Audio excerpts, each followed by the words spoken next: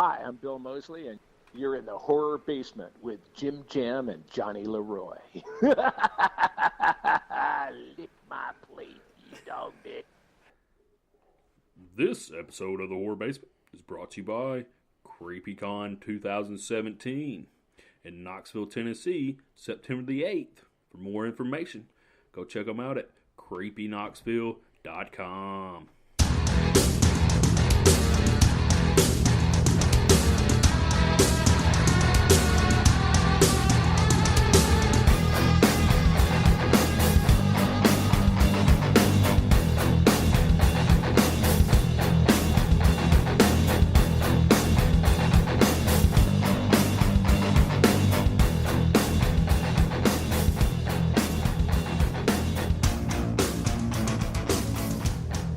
To the Horror Basement, Tennessee Horror News Podcast. I'm one of your hosts, Johnny Leroy, and as always, we got Jim Jam here with us. Jim Jam here. Today, we have some of the women from the Evil Dead, 1981 classic. Cult classic. Yeah, cult classic. Yeah, that's what I was thinking of, cult classic, but then I thought about cults, and then anyways. Already getting off topic. I don't know. Theresa Tilly and Betsy Baker will be with us today. Yep, so that's definitely exciting to have some OG Scream Queens. Yeah, OG horror icons. Hell yeah. So, away we go. All right, everybody. So, in today's podcast, we have Theresa Tilly and Betsy Baker from the cult classic Evil Dead. How are y'all today? We appreciate y'all being here. Well, this is Betsy talking. I'm just fine. Theresa? Hi, Betsy. I am fine also. It's good to be in Tennessee again. Oh, yeah. So, with this film, I mean, what's it like being part of that franchise, The Evil Dead, and it carrying over for y'all, like, pretty much horror icons from this one, low-budget film? How does that feel? Betsy, do you want to answer? Sure. How does it feel to be in a cult film of this sort after so many years? Well, it's pretty surprising. I think both Theresa and I, and I'll let, of course, Theresa speak for herself, but it has surprised us over the years. When we first did it, of course, we were a lot younger. We had different thoughts as to whether this was even going to be a successful film or not, or successful meaning even get to be finished.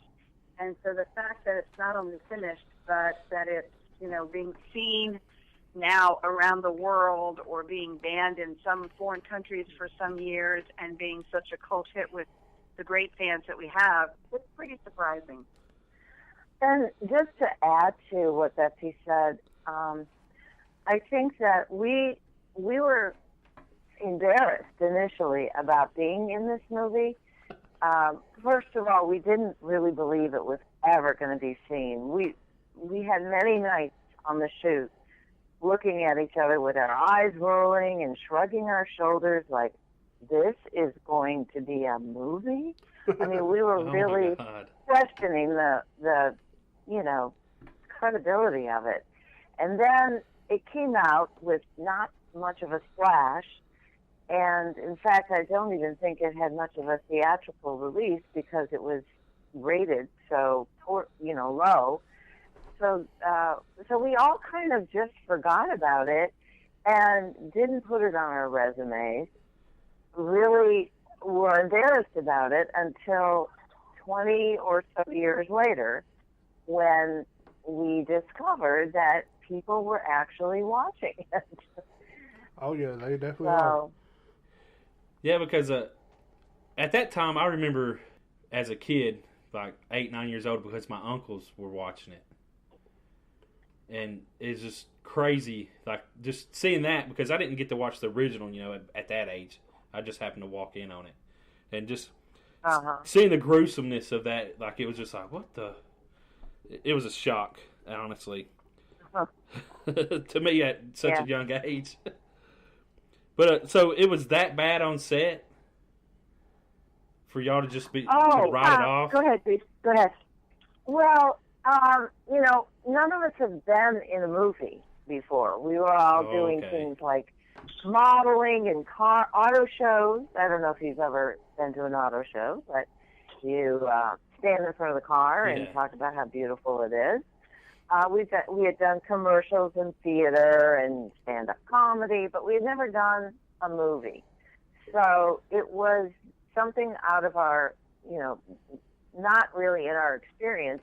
And for it to be our first, it was really like, wow, what did we sign up for here? We were working through the night with very little sleep.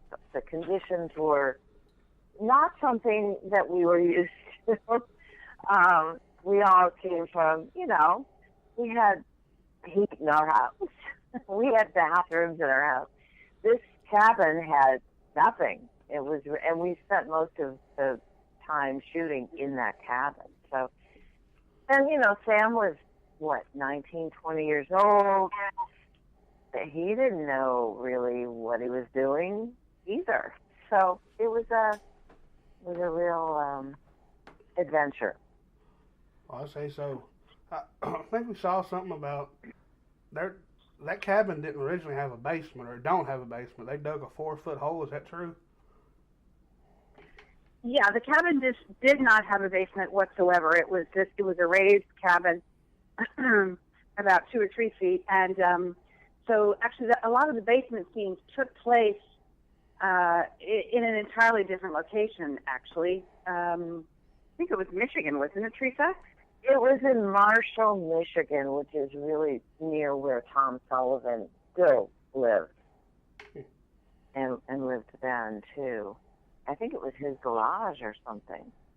Oh, so they had to rebuild the floor to show the effect of what happened in the basement, and in terms of Ellen or Shelley coming out of the basement. But the basement in which they actually walked down and found all the relics that were, quote, stored in the basement was indeed not in Tennessee, but in Michigan. But back to your point, Jim Jam, they did have some scenes of Ellen, Cheryl, falling into the cellar. Yeah. And that was a 4-foot area that they dug out of the cabin so that they could film her flying into it, or falling into it, or being knocked into it. And there were a few occasions where she was hit and was supposed to fall backwards into it, and she kind of missed and hit her head. So that was an exciting moment. Oh, I'd say so. Yeah, I heard it was pretty dangerous on set, actually, or like watch something that, like the effects and everything. It wasn't, I don't know, like a real gun was used to shoot at a prop, and they actually broke the window. Oh, you mean the chainsaw over my neck? Yeah. just the real one. That was a real one, real. And a real running one.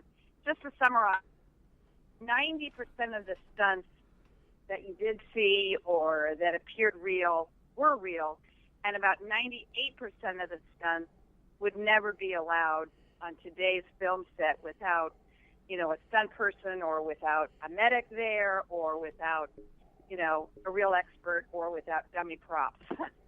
So yeah, we did the real thing. Wow. Yes, and even the eyes. I'm sure you've read about how they used these old-fashioned contact lenses called Stellarium lenses, and they were opaque, so you couldn't see out of them. So we were essentially doing these stunts blind. That's insane. And that's always tricky, especially if you're not a stunt person. Yeah, say so. That's crazy. Like, to be in your first film and just, but yeah, you're gonna put this in. You're gonna be acting blind. I see why y'all are like, what did I sign up for? Well, it's funny that you mentioned that, because none of that was in the script or in the contract. It was all like, what? This is what they mean by the woods go after Ellen? Oh, we didn't know that. It wasn't in the script. Oh, yeah. No. Oh, by the way, the tree takes advantage of you. Yes, that was not in the script. Oh, yeah, they probably wouldn't have got no one to sign up. I think the other thing that was beneficial about what Theresa said, that was our first film project, and we were thrown all these loops and thrown all these obstacles and no stunt people, et cetera, et cetera. It actually made every project after that, even up till today, a piece of cake. Yeah, that's what I was thinking. I was thinking that. So now y'all got advantage over everybody else. Yeah, That's right. That's a Well, good yeah. advantage. Is life better as a deadite? I don't know if life's better. It's different. You know, that term just came out about, 10 years ago or so. I'm not even quite sure what a deadite means. Is it a zombie? No. Is it a creature from another world? No. Is it, because we're not really zombies. Yeah. Ash doesn't really kill zombies. We turn into these Like demonic demon. figures. Yeah. Evil. Possessed. So I don't know if life is better as a deadite. I prefer to live life as I am. Yeah. Well, does Deadite mean that you were in Evil Dead? Is that what Deadite means? I think the deadite is like the possessed demons or possessed people or whatever. I think that's what it is. Okay. Well, in terms of my marriage and being a Deadite, it's been we have to do a lot of Deadite therapy. But other than that, we enjoy being part of the cult, and people recognizing that we were in the movie. I think all of us are just kind of in shock that we continue to go to conventions and fans love meeting us because we were in this movie. I mean, that part is really kind of fun. Oh, yeah. Did y'all get approached by stars to do anything in the TV show? Because I know. Well, Yeah, we've done a. Go ahead, Al. We've all had some clips from the original movie, which stars asked if they could use. So we were in the original, the pilot of Ash vs. Evil Dead. And then Ellen has since gone and done a cameo, I think in season 2. Yeah. Okay. Was it season 1 or season 2? I think it's, I'm not sure. 2. But she's in it. She's actually has a current role in it. Okay. Yeah, I just recently got done with both seasons, and yeah, it's definitely a really gory show. I know that. Right. Well, I have to tell you, if you've finished watching 2 seasons, you're a better man than I am because I haven't been able to watch them at all. Well, it's a lot of gore, and Oh, yeah. that's what Evil Dead was, the original movie too. I mean, that the very ending with that animation goes on with a skeleton, throwing up and all those things. Yeah. That's not necessarily something I, enjoy that much, but I know people do. They love over the top stuff, and I'm glad. I'm happy that they found a show that does that. And it's all. What I like about it is that it's done in sort of with a sense of humor. Yeah, that's why Ash is very arrogant in the TV show. Oh, wow. Yeah, he has become more arrogant, I guess, because he's been such a survivor over all these years Yeah. after the original Evil Dead, and so he figures, if I can live through all of this stuff, I can, be as arrogant and cocky as I want. And quite frankly, the fans love it. So. Oh yeah, it's pretty funny to watch, and it's pretty funny to watch. See how many episodes all of them get covered in blood. Right. Because every episode they get covered in blood. It's kind of funny. I mean, there's no other TV show like that. No, it's. I guess that's why it's on Stars. It definitely have to be on. Something like that where they can show whatever they want to show. Yeah. Right. Well, that's what it's kind of great right now for television. There's a channel for everyone. Yeah. Yeah. For sure. So, how many conventions do y'all do a year? Or do y'all continually travel every year, or is it just every once in a while? Well, I guess last year we did 3. We typically do about 3. Some years we don't do any, but I think for the most part, since we started doing this back in 2001, we've been doing about 2 or 3 a year, I would say. We're actually scheduled to go to London in November. Oh, wow. And that's, oh no, London is in December, but we are also looking at doing a few more shows in Europe. So we get a lot of email from European fans who keep saying, when are you going to come here?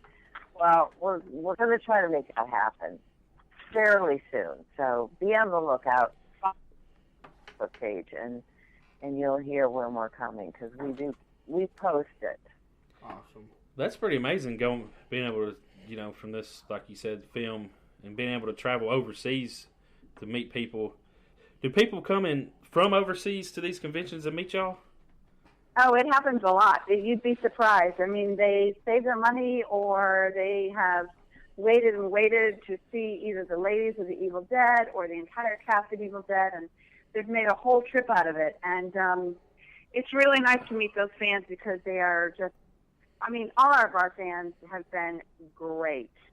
Every single person that's come to the table, and to meet with us, or, there are some conventions in which we have dinner or a barbecue with them or a breakfast, Oh, wow. and they've all been great. But to think that people will come over to the United States, from another country, to see us and meet us and spend time with us is really, we're just kind of in awe of them. When we go to Europe, we have a lot of fans that come, and part of the intrigue for them is that they weren't allowed to see the movie when it first came out. It was considered a video nasty, and in England, and then in Germany, really, it's only recently that they've been able to buy the movie. They've had to get illegal copies of it to see it. What is that called? Bootleg. I forget. Bootleg copies? Yeah, they've had to get bootleg copies because they couldn't even, it wasn't allowed to be sold. That's crazy. Or they have edited, was edited tightly, and it wasn't the real movie. So they're very curious. They're very curious about the movie and anxious to meet it. So it's almost like it's just starting there, in a way.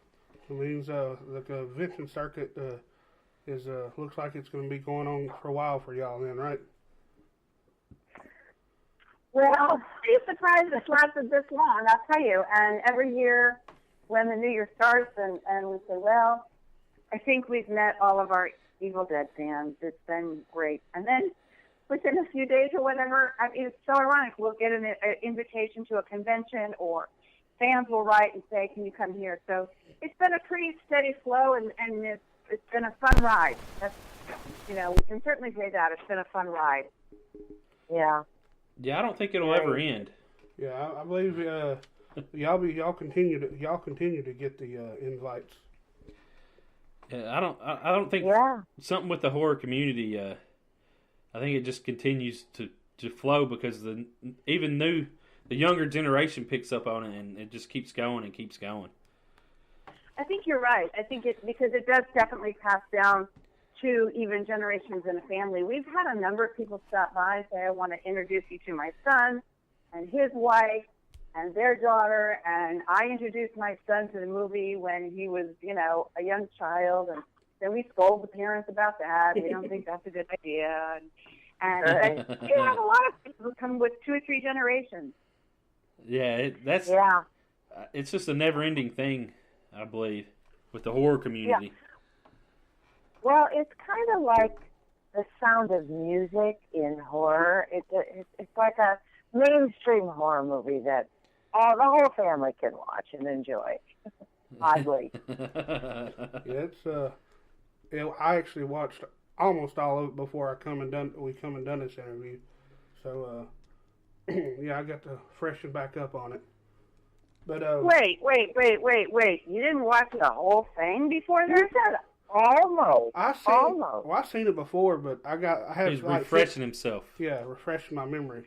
But all right, refreshing your memory. Okay, I'll let that one go. Yeah, that hurt. I gotta tell you, That hurts. Yeah. Betsy, what was it like having your head in a vice?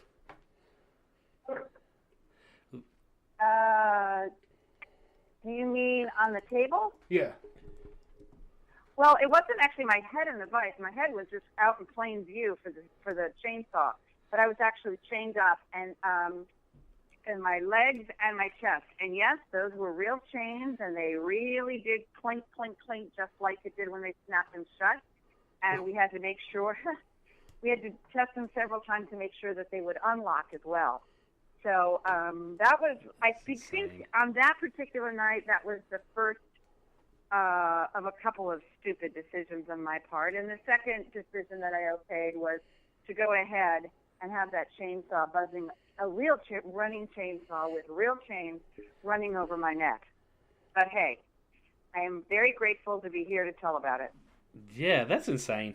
It was. And you know, there's a part of you that says, even though I was young, how could I have been so stupid? And I don't think I'm the first person to ever say that in certain situations, and won't be the last. But not everybody gets to say it with a chainsaw over their neck. And I thank Bruce Campbell for at least having a level hand and not drinking too much coffee that night. Yeah. Jerky. Yeah, that could have been dodgy. I was going to ask, how long did it take y'all to film? Like, how long were you in the woods? Like, as far as filming goes, how many days or hours, I guess you could say, at a time would y'all be out there? Well, I don't think we kept track of the hours per se, but we were, I think the whole shoot was around 6 to 8 weeks, something like that.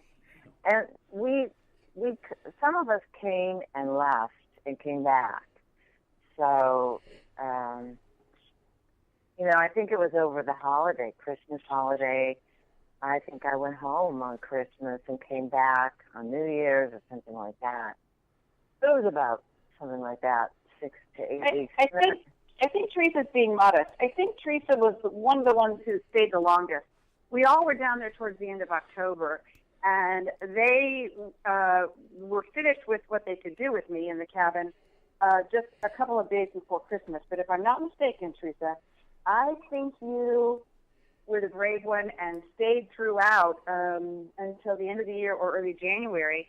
But in all retrospect, then we all came back later in the spring, 3 and 4 and 5 months later, to do more scenes in Michigan. But I think Theresa's being modest about her time down there. She was really devoted to getting this done. I don't recall coming back in the spring. Maybe that's why, because I had decided I was done with it. I'd stayed too long. Done. It affected me psychologically. I could no longer participate in any more. Damn. I'm done. I'm done. I'm out of here. But we had a very nice, even though it was crazy and scary and probably stupid, we did have a lot of good times because we were all young and we had this sort of vision that we were going to make this movie, and that part of it was a lot of fun. It was like a high school group or something, on a mission to accomplish something. So we all did different things. We didn't necessarily just act. We were,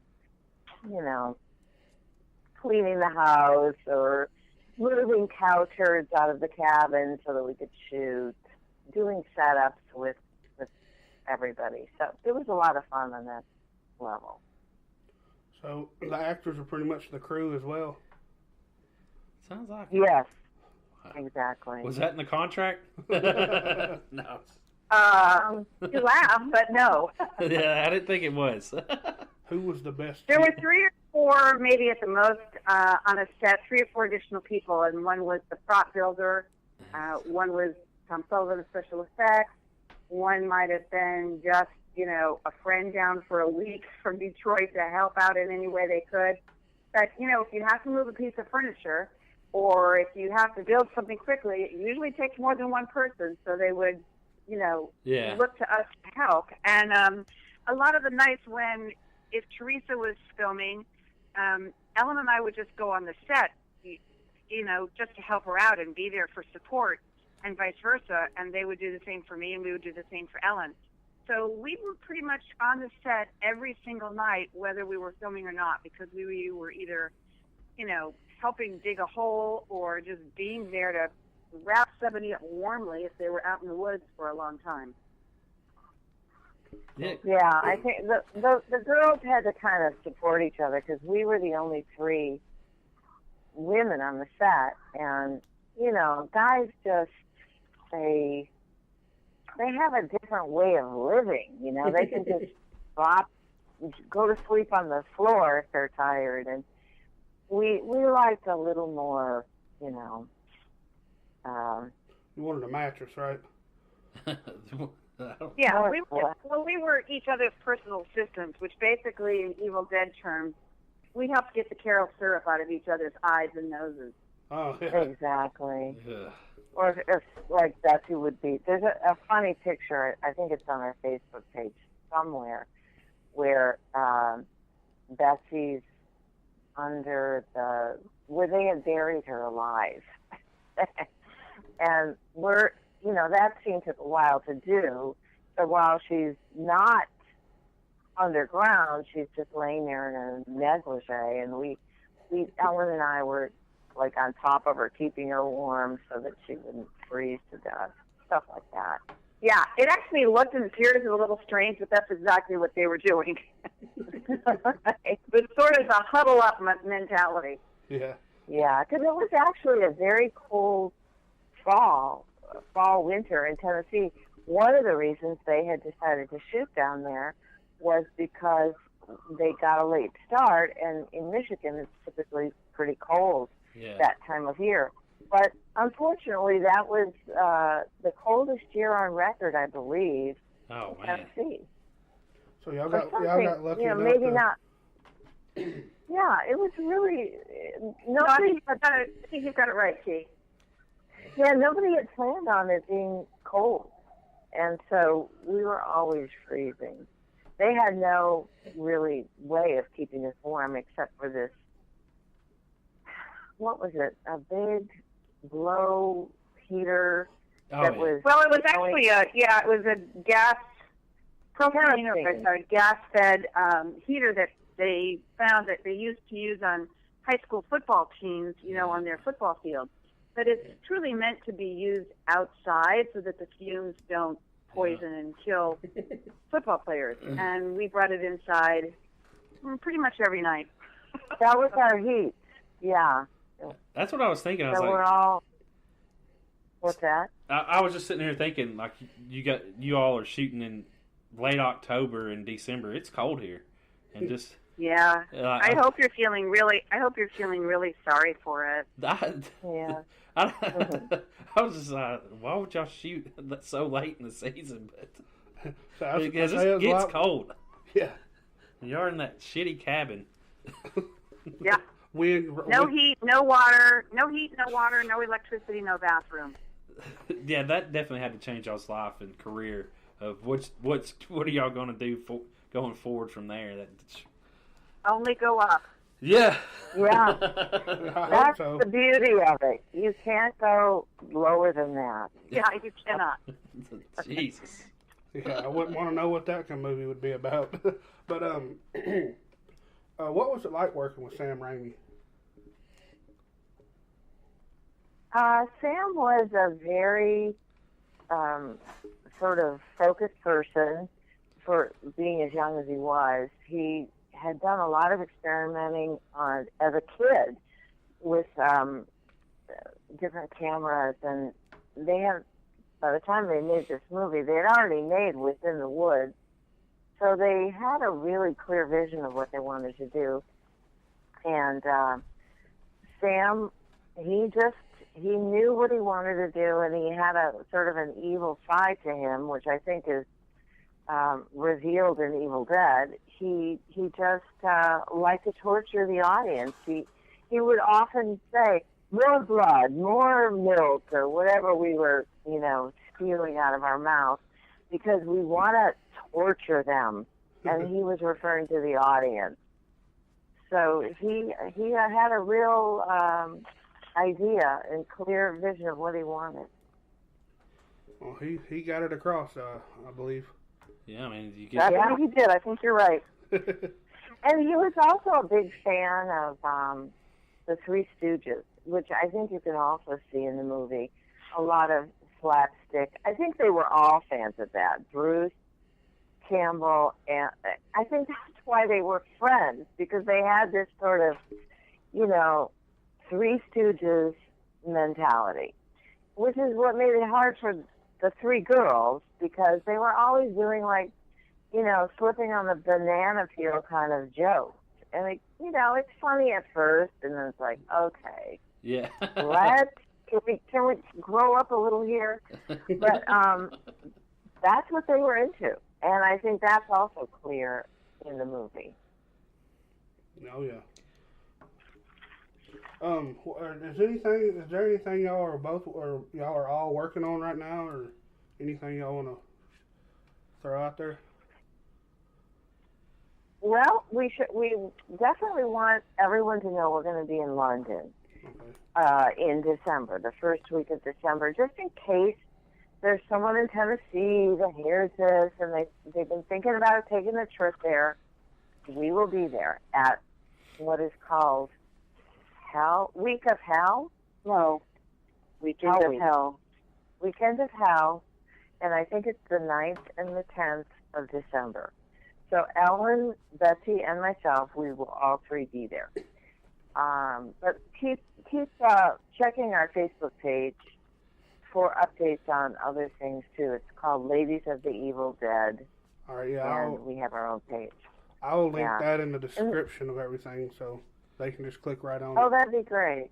Yeah, that would be great. And then I'm about to do some theater here, but I don't think that anyone in Tennessee will be. Well, it's not just Tennessee that listens. Yeah, that just so that's just so happened to be the name of the. Yeah, we're just Tennessee Horror News, but this isn't just Tennessee who listens. We actually have people listen across the state and international. Yeah. Oh, okay, perfect. Yeah. So, I'm joining Theater 40. It's a theater here in LA, and I've got a movie that's out called American Stable. It's a sort of a thriller. And Betsy, I know you're doing a lot of things. Well, we've all, both of us have worked, whether we took a break to have children or not, we've maintained, our foot in the door in the business. Theresa does a lot of voiceovers and TV commercials, and I just worked yesterday on a brand new show that's going to be on TV Land called American Woman with Alicia Silverstone. And then I just got signed to do a number of episodes on a new HBO series with Amy Adams called Sharp Objects. So, we're staying busy. That's awesome. And we're very lucky. We're very lucky, and we live right here in LA, and we've, Ellen lived here for a while, and she's moved out into the country, but we stay busy. Well, I'm glad y'all are staying busy, and the work continues to flow. Heck yeah. Well, we really appreciate y'all taking the time to, be on here with us and everything. Y'all are amazing. Yeah, and thank you. We Well, thank you. You guys are amazing. We're amazing, and you're amazing. So we're all amazing. And your fans, I'm sure, are amazing, and our fans are amazing. So it's been an amazing time. Well, okay, I have another thing, Betsy. By the way, we do love, and what Betsy said earlier about having them come and meet us, and all of them being so great. It's really true. We get a lot of joy out of meeting them and hearing their experience with Evil Dead and what it means to them. So it's a lot of fun for us. Oh yeah, I say so. Well, hopefully we get to see y'all at a convention sometime soon if y'all come to Tennessee anytime. Yeah, you need to get us to Tennessee, Johnny and Jim Jam. You need to do that for us. We can see what we can work on. We've done the full moon in Tennessee. I think it's called full. Yeah, the Full Moon Tattoo and Horror Convention. That was a lot of fun, and that's why we want to come back. Yeah, we're actually. We loved it. We're going to be covering that this year. It's in October. Yeah. So. Oh, are you? Okay. Yeah, Ben and Stacy are awesome people there. So we love that festival. Ben Dixon, we said hello. All right. We'll try to throw a thing in his ear like, hey, won't you get the ladies of the Evil Dead? Yeah. Yeah. Give him a call this afternoon. I'll shoot them a message on Facebook. So they need to talk to you, Ben. You do that. You do that. All right. We really appreciate it, and we hope y'all have a good rest of the weekend. And take care. We'll be in touch when this comes out. You. All right, you guys. Thanks so much. Thank you. Yeah, send it to our Facebook page so we can post it. Oh, we will. I definitely will. The interview. Great. Thanks very much. All right. Well, y'all have a good one. Thank you. Thank you. Right, bye. Bye. All right. So, Theresa Tilly, Betsy Baker. Yeah. From The Evil Dead. The original film, that is. As you know. OG Scream Queen. They're really nice people. Yeah. Got some information, and I guess it was hell on set there. Yeah, I don't know how to pitch. I don't think the Actors Guild or Union or whatever the hell they are would. They wouldn't be down for none of that shit. They probably wouldn't have been down for that shit if they had known that it was happening then. You know what I'm saying? It's probably why they left it out of the contract. Yeah. I don't think they're going to do it. They would have got sued. But hope y'all enjoyed it. And like, share, subscribe. This is on everything. Every platform you can imagine. Yep. So, all we got. Yeah.